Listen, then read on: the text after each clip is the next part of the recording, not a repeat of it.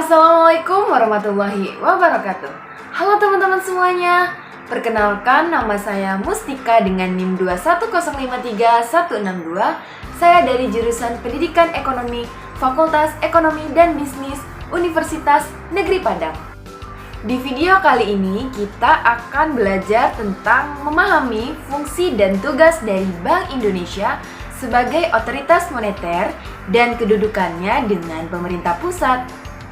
Sebelum kita masuk ke dalam materi, teman-teman ada yang masih ingat tentang apa itu bank? Jadi, bank adalah sebuah lembaga intermediasi keuangan, umumnya didirikan dengan kewenangan menerima simpanan uang, meminjamkan uang, dan menerbitkan promes atau yang dikenal dengan banknot. Kata bank itu berasal dari bahasa Italia, banca, yang berarti tempat penukaran uang.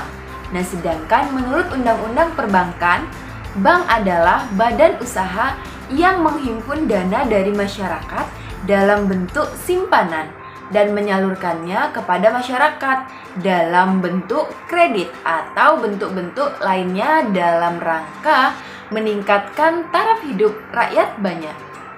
Berdasarkan fungsinya, bank dibagi menjadi 3 jenis. Yang pertama itu ada bank sentral. Bank sentral di suatu negara pada umumnya adalah sebuah instansi yang bertanggung jawab atas kebijakan moneter di wilayah negara tersebut. Nah, di Indonesia sendiri, fungsi bank sentral itu diselenggarakan oleh Bank Indonesia. Yang kedua itu ada bank umum. Bank umum adalah bank yang melakukan kegiatan usaha secara konvensional atau berdasarkan prinsip syariah, yang dalam kegiatannya bank umum ini memberikan jasa dalam lalu lintas pembayaran seperti transfer, peminjaman kredit, dan masih banyak yang lainnya. Yang ketiga itu ada Bank Perkreditan Rakyat atau dikenal dengan BPR. Nah, BPR ini adalah jenis bank yang melaksanakan kegiatan usaha secara konvensional atau berdasarkan prinsip-prinsip syariah, yang dalam kegiatannya itu tidak memberikan jasa dalam lalu lintas pembayaran. Materi selanjutnya yaitu tentang tugas dari bank. Yang pertama itu ada tugas dari Bank Indonesia atau Bank Sentral. Adapun tugasnya, pertama melaksanakan dan menetapkan kebijakan moneter. Kedua, mengatur dan menjaga kelancaran sistem pembayaran. Ketiga, mengatur dan mengawasi kinerja bank-bank. Adapun tugas dari bank umum, yang pertama itu menghimpun dana dari masyarakat dalam bentuk simpanan. Yang kedua, menyalurkan dana kepada masyarakat dalam bentuk pinjaman. Yang ketiga, menerbitkan uang melalui pembayaran kredit dan investasi. Yang keempat, menawarkan jasa-jasa keuangan seperti kartu kredit, cek perjalanan, ATM, transfer uang antar bank, dan lain sebagainya. Yang kelima, menyediakan fasilitas untuk perdagangan antar negara atau internasional. Yang keenam, menyimpan barang berharga. Selanjutnya ada tugas Bank Perkreditan Rakyat. Yang pertama, menghimpun dana dari masyarakat dalam bentuk simpanan berupa deposito berjangka, tabungan, atau bentuk lainnya yang dipersamakan dengan itu. Yang kedua, memberikan kredit. Yang ketiga, menyediakan pembiayaan dan penempatan dana berdasarkan prinsip syariah sesuai dengan ketentuan yang ditetapkan oleh Bank Indonesia. Dalam struktur moneter, fungsi bank sentral adalah sebagai pengendali peredaran uang. Nah, fungsi tersebut antara lain, yang pertama, sebagai bank sirkulasi. Bank sentral adalah pemegang hak tunggal atau hak otorisasi dalam peredaran uang kertas dan uang logam sebagai alat pembayaran yang sah. Yang kedua, bankers bank. Bank sentral adalah bankir dari bank-bank. Dalam hal ini, bank sentral berkedudukan sebagai salah satu sumber dana bagi bank lain. Yang ketiga, lender of last resort. Bank sentral adalah pemberi pinjaman pada tingkat akhir. Artinya, bank sentral dapat memberikan pinjaman kepada bank dalam bentuk fasilitas kredit, likuiditas darurat. Nah, untuk memahami lebih lanjut tentang fungsi Bank Indonesia, kita akan bahas juga tentang status dan kedudukan Bank Indonesia. Yang pertama, sebagai lembaga yang independen. Undang-Undang Nomor 23 Tahun 1999 tentang Bank Indonesia dinyatakan berlaku pada tanggal 17 Mei 1999 dan sebagaimana telah diubah dengan Undang-Undang Republik Indonesia Nomor 6 Tahun 2009, ini memberikan status dan kedudukan Bank Indonesia sebagai suatu lembaga negara yang independen dalam melaksanakan tugas dan wewenangnya, bebas dari campur tangan pemerintah atau pihak lainnya, kecuali untuk hal-hal yang diatur secara tegas dalam undang-undang ini. Bank Indonesia mempunyai otonomi penuh dalam merumuskan dan melaksanakan setiap tugas dan wewenangnya, sebagaimana ditentukan dalam undang-undang tersebut. Pihak luar tidak dibenarkan mencampuri pelaksanaan tugas Bank Indonesia, dan Bank Indonesia juga berkewajiban untuk menolak atau mengabaikan intervensi dalam bentuk apapun. Yang kedua, Bank Indonesia sebagai badan hukum. Status Bank Indonesia baik sebagai badan hukum publik ataupun badan hukum perdata ditetapkan dengan undang-undang. Sebagai badan hukum publik, Bank Indonesia berwenang menetapkan peraturan-peraturan hukum yang merupakan pelaksanaan dari undang-undang yang mengikat seluruh masyarakat luas sesuai dengan tugas dan wewenangnya. Nah, sebagai badan hukum perdata, Bank Indonesia itu dapat bertindak untuk dan atas nama sendiri di dalam maupun di luar pengadilan. Selanjutnya adalah tujuan dari Bank Indonesia. Nah, Bank Indonesia dikatakan memiliki tujuan tunggal dalam kapasitasnya sebagai bank sentral. Bank Indonesia mempunyai satu tujuan tunggal, yaitu mencapai dan memelihara kestabilan nilai rupiah. Kestabilan nilai ini mengandung dua aspek, yaitu kestabilan nilai mata uang terhadap barang dan jasa, serta kestabilan terhadap mata uang negara lain. Aspek pertama tercermin pada perkembangan laju inflasi. Nah, sementara aspek kedua tercermin pada perkembangan nilai tukar rupiah terhadap mata uang negara lain. Perumusan tujuan tunggal ini dimaksudkan untuk memperjelas sasaran yang harus dicapai Bank Indonesia serta batas-batas tanggung jawabnya.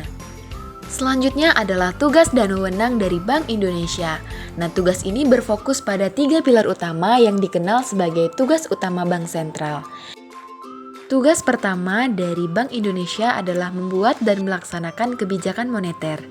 Tugas utama Bank Indonesia adalah menjaga stabilitas nilai uang atau stabilnya tingkat inflasi.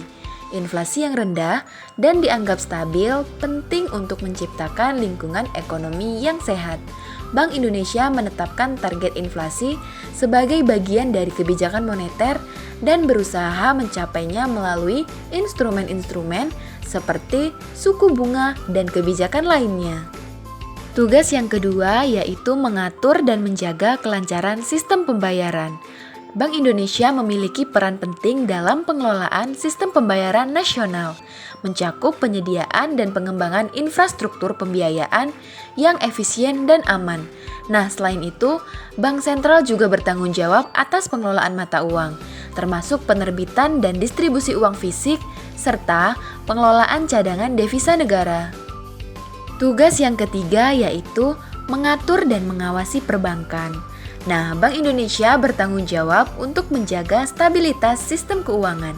Ini mencakup pengawasan dan pengaturan terhadap lembaga-lembaga keuangan, serta pemantauan terhadap potensi resiko sistemik yang dapat mempengaruhi stabilitas keuangan secara keseluruhan. Nah, melalui kebijakan pengawasan, Bank Indonesia berusaha mencegah terjadinya krisis keuangan dan melindungi kepentingan para nasabah.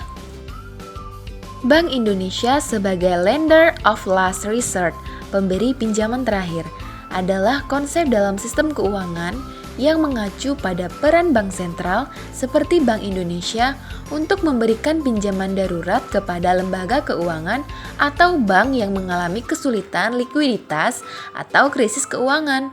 Nah, fungsi utama dari lender of last resort adalah untuk mencegah terjadinya kegagalan pada sistem keuangan yang dapat merugikan stabilitas ekonomi.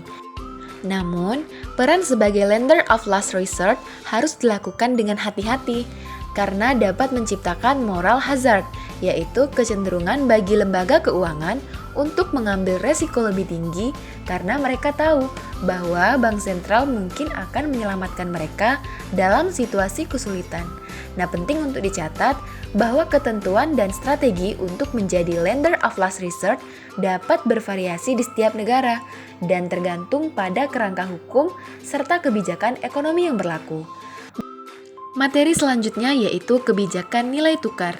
Kebijakan nilai tukar adalah serangkaian langkah dan keputusan yang diambil oleh otoritas moneter seperti bank sentral untuk mengelola dan mempengaruhi nilai tukar mata uang nasional terhadap mata uang asing.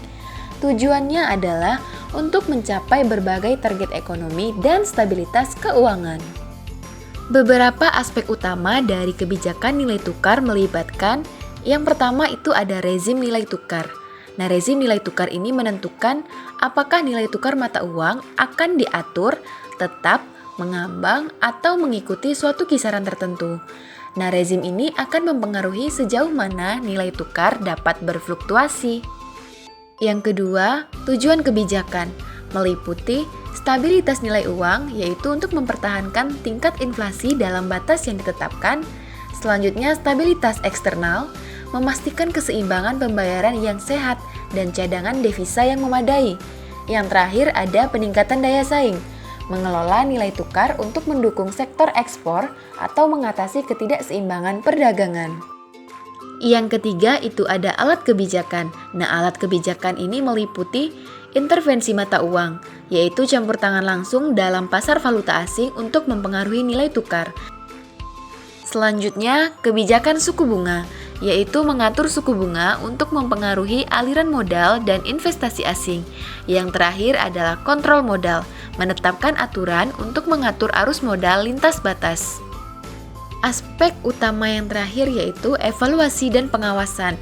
Nah, menggunakan indikator ekonomi seperti inflasi, pertumbuhan ekonomi, dan cadangan devisa untuk menilai efektivitas kebijakan dan membuat penyesuaian jika diperlukan. Kebijakan nilai tukar ini merupakan bagian integral dari kerangka kebijakan ekonomi suatu negara dan dapat menjadi instrumen penting dalam mencapai stabilitas makroekonomi dan keuangan.